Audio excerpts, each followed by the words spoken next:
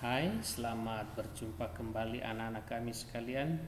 Di mana Anda berada saat ini, Pak Guru menyampaikan salam dan semoga Anda sekalian tetap dalam keadaan sehat walafiat.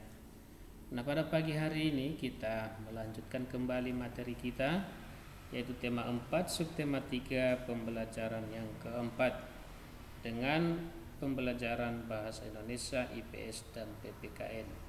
Nah, anak-anak masih ingat kalian ke pembelajaran kita yang kemarin? Nah, salah satu yang dibahas di sana kemarin adalah tentang menyampaikan amanat pantun. Nah, ingat bahwa di dalam pantun itu ada yang merupakan isi dan ada yang merupakan sampiran. Nah, amanat pantun itu terdapat di dalam isi pantun itu sendiri, ya. Jadi kita melihat itu terdapat di baris ketiga dan keempat. Nah, di sanalah terjadi atau terbentuk isi pantun itu sendiri. Sedangkan yang baris pertama dan kedua itu hanyalah berupa pengantar rima atau supaya menjadi indah pantun itu dibacakan. Nah, jadi ingat bahwa setiap pantun pasti memiliki amanat, pesan, atau nasihat yang ingin disampaikan kepada pembaca.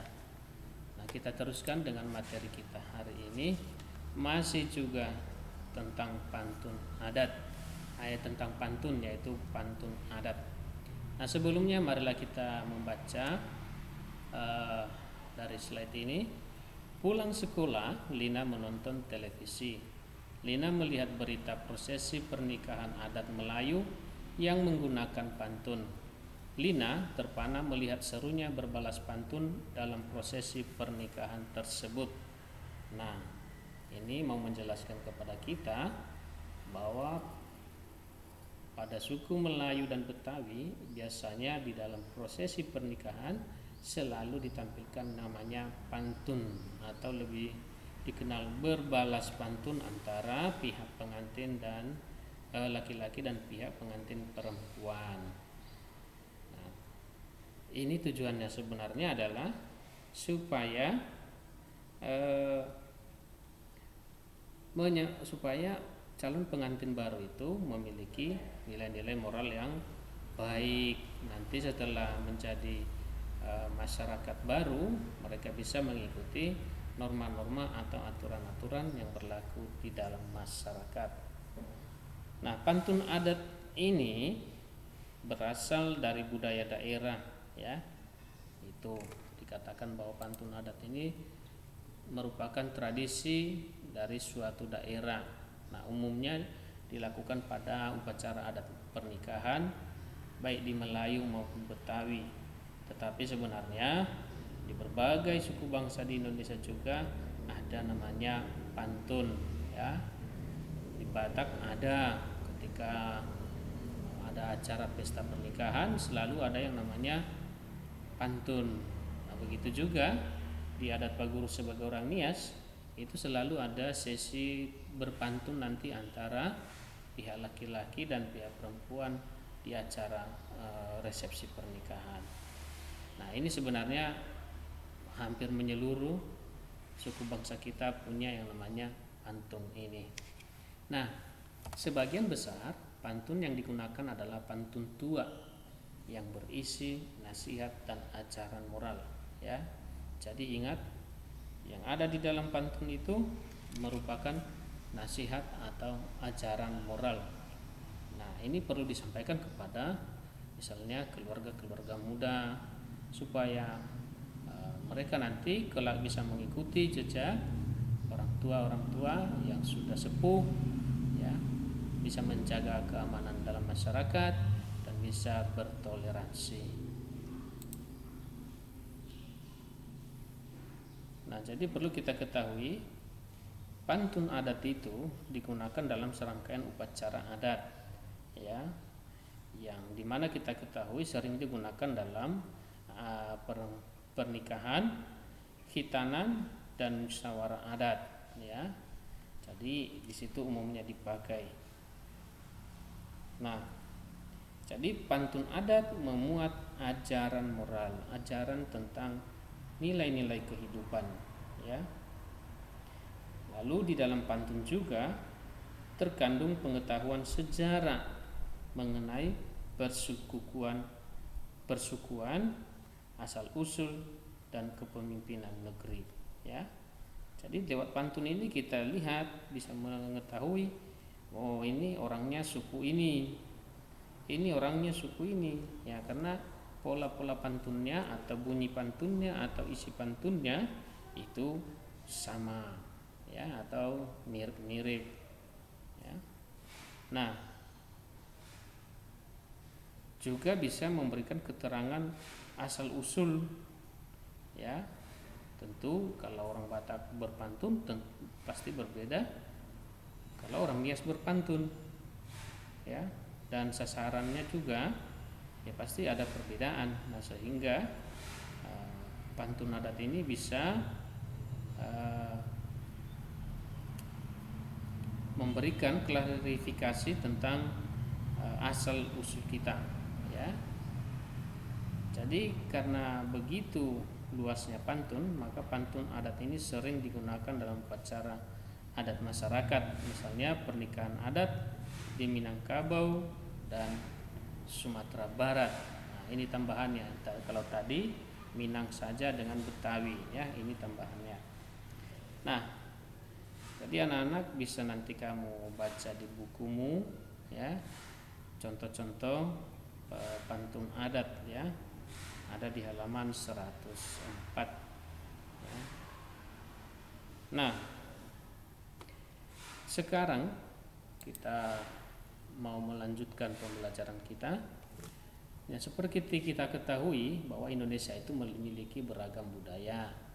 Pengenalan antara budaya daerah terjadi karena adanya interaksi antar warga masyarakat. Kenapa orang Nias bisa menarikan tortor? Sebaliknya orang Batak bisa menarikan tari Nias. Nah, karena telah terjadi namanya interaksi antar warga masyarakat, ada percampur bauran, ya. Nah, interaksi antar warga masyarakat terjadi dalam berbagai bidang, ya, seperti sosial dan ekonomi. Nah, anak-anak, faktor yang menyebabkan terjadinya interaksi dalam masyarakat itu ada 4, ya. Yang pertama adalah perbedaan sumber daya alam, ya. Nah, karena perbedaan sumber daya alam berpengaruh terhadap kegiatan produksi yang ada di suatu daerah. Nah, tidak semua di daerah kita itu bisa dikatakan sebagai penghasil minyak misalnya, ya, atau penghasil gas bumi. Nah, tidak semua daerah kita bisa seperti itu. Tetapi, ya, dengan adanya perbedaan sumber daya alam di setiap daerah itu, nah, bisa menyebabkan terjadinya interaksi masyarakat, ya. Karena misalnya gas tidak ada di daerahnya, maka daerah lain akan mencari ke situ. Sebaliknya, daerah yang merupakan penghasil gas, dia tidak punya pertanian misalnya, maka dia harus berinteraksi dengan daerah-daerah yang merupakan lumbung penghasil padi. Nah, itulah maksudnya perbedaan sumber daya alam. Lalu kedua adalah perbedaan kondisi kependudukan atau demografis. Nah, kondisi kependudukan memengaruhi ketimpangan pembangunan antara wilayah karena menentukan tingkat produktivitas kerja, ya. Nah, itulah yang menyebabkan yang keduanya itu kondisi kependudukan yang memengaruhi kepentingan pembangunan antar wilayah karena menentukan tingkat produktivitas kerja. Lalu berikutnya adalah mobilitas barang dan jasa. Nah, lancarnya mobilitas barang dan jasa dapat mendorong terjadinya pemetaan pembangunan antar wilayah, ya. Jadi sehingga pembangunan itu tidak terpusat hanya di Jawa saja. Lalu berikutnya adalah persebaran kegiatan ekonomi. Nah, saat ini kegiatan ekonomi itu masih terkonsentrasi di kota-kota besar. Nah, agar pembangunan merata, persebaran kegiatan ekonomi itu ya harus merata. Nah, inilah anak-anak yang harus diperhatikan, yang merupakan faktor penyebab terjadinya interaksi sosial masyarakat. Ya, jadi ada 4. Nah, interaksi yang terjadi di dalam masyarakat itu tujuannya adalah untuk meningkatkan pembangunan di berbagai bidang. Dengan demikian, kepentingan masyarakat yang belum bisa terpenuhi daerah yang statusnya yang satu akan bisa terpenuhi melalui interaksi dengan masyarakat dari daerah lain. Nah, meningkatkan kemampuan ekonomi tiap-tiap daerah akan memengaruhi pemenuhan terhadap kebutuhan sosial budaya tiap-tiap daerah. Nah, ini sangat jelas ya kepada kita. Dengan berinteraksi maka bisa memenuhi permintaan kita, memenuhi ya apa yang dibutuhkan di dalam masyarakat ya.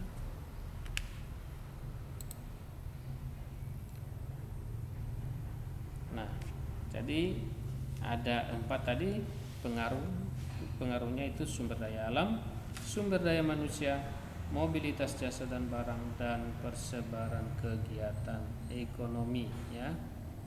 Persebaran kegiatan ekonomi ada 4. Nah, anak-anak, kita beralih ke pembelajaran berikutnya, yaitu hak kewajiban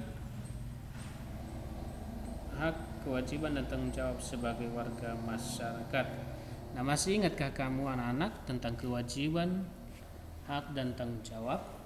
Hak itu adalah dan kewajiban serta tanggung jawab merupakan hal yang berbeda ya, namun memiliki kaitan satu dengan yang lain. Sekali lagi diingatkan kepada kita, hak dan kewajiban tersebut harus dilaksanakan secara bertanggung jawab oleh seseorang. Orang yang tidak melaksanakan hak dan kewajibannya dapat dikatakan sebagai orang yang tidak bertanggung jawab. Nah, perbedaan hak, kewajiban dan tanggung jawab sebagai masyarakat. Nah, di sini dijelaskan bahwa hak adalah sesuatu yang mutlak milik seseorang. Ya. Lalu yang kedua, kewajiban berarti sesuatu yang harus dilakukan seseorang sebagai warga. Dan yang ketiga, tanggung jawab adalah tugas dan kewajiban yang harus dilaksanakan seseorang dalam kedudukannya sebagai warga masyarakat. Nah, ini contoh-contoh hak, kewajiban dan tanggung jawab. Nah, contoh hak yaitu mendapatkan perlindungan hukum, mendapatkan pekerjaan dan kehidupan yang layak, menikmati lingkungan bersih, hidup tenang dan damai, bebas memilih, memeluk dan menjalankan agama, dan terakhir mengembangkan kebudayaan daerah. Itulah yang merupakan hak ya. Lalu yang merupakan kewajiban contohnya mematuhi aturan atau norma yang berlaku dalam masyarakat ya, aturan-aturan baik yang sifatnya tertulis maupun tidak tertulis yang ada di dalam masyarakat itu seharusnya kita lakukan. Lalu menjaga ketertiban lingkungan masyarakat. Berikutnya mengikuti kegiatan yang ada di lingkungan. Ya, artinya bergabung dengan teman-teman sepermainan, teman sebaya, itu maksudnya. Lalu menghormati tetangga di lingkungan tempat tinggal. Nah, itu hidup tenang dan damai. Jadi kalau kita ada perbedaan keyakinan atau ada perbedaan rezeki, ya yang satu tidak boleh syirik, yang lain juga tidak boleh sombong. Tetapi hendaknya membangun nilai-nilai yang ada di dalam masyarakat ya. Lalu membantu tetangga yang terkena musibah itu ya, wajib kita lakukan. Lalu menjaga kebersihan lingkungan tempat tinggal. Nah, ini adalah kewajiban kita semuanya. Lalu apa itu tanggung jawab? Tanggung jawab tadi sudah dipaparkan, itu walaupun hak, kewajiban dan tanggung jawab itu sering dipandang orang sama, padahal sebenarnya berbeda, ya, itu berbeda. Nah, kita lihat contoh tanggung jawab. Yang pertama adalah mengikuti pemilihan ketua RT RW. Nah, ini di lingkungan masyarakat. Lalu menghargai hasil diskusi warga. Jadi semua pembicaraan yang disampaikan dalam rapat itu harus diterima oleh siapapun, ya, dan dilaksanakan dengan betul-betul, ya. Nah, inilah yang pertamanya, mengikuti pemilihan ketua RT atau RW. Tentu ini hanya orang dewasa. Lalu kedua adalah menghargai hasil diskusi warga, ya. Semua yang disampaikan dalam diskusi itu harus kita hargai, tidak boleh dicela, tidak boleh dihina, walaupun kurang tepat, tetapi kan ada solusi-solusi yang lainnya. Lalu membuang sampah di tempat sampah, ini penyakit masyarakat yang susah, ya. Sudah ditulis dilarang membuang sampah, justru disitulah paling banyak sampahnya. Jadi cara berpikir kita yang masih kurang mengikuti aturan-aturan yang ada. Berikutnya adalah melaksanakan ronda malam, dan yang terakhir mengikuti kerja bakti. Nah, inilah dia contoh-contoh hak, kewajiban dan tanggung jawab kita. Nah, anak-anak, di akhir sesi ini atau pertemuan kita hari ini ada tugas. Nah, ini di tabel ini silakan dikerjakan. Hanya uji kompetensi isian 1-5 seperti biasa, dan tolong ditulis namanya di lembar jawabannya supaya jangan tercecer, dan waktu Pak Guru menghimpun nilainya nanti bisa masuk semua ke daftar nilai anak-anak. Nah, itu saja yang Pak Guru sampaikan pada pagi hari ini, dan Pak Guru kembali sampaikan terima kasih dan sampai jumpa kembali.